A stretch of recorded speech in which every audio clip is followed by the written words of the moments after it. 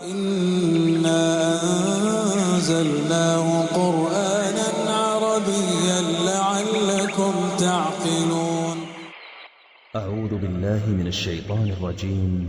إن للمتقين مفازا حدائق وأعنابا وكواعب أترابا وكأسا دهاقا لا يسمعون فيها لغوا ولا كذابا جزاء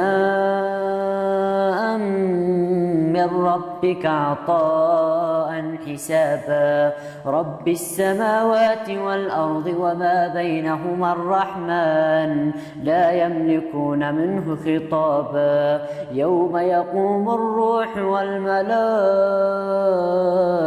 صفا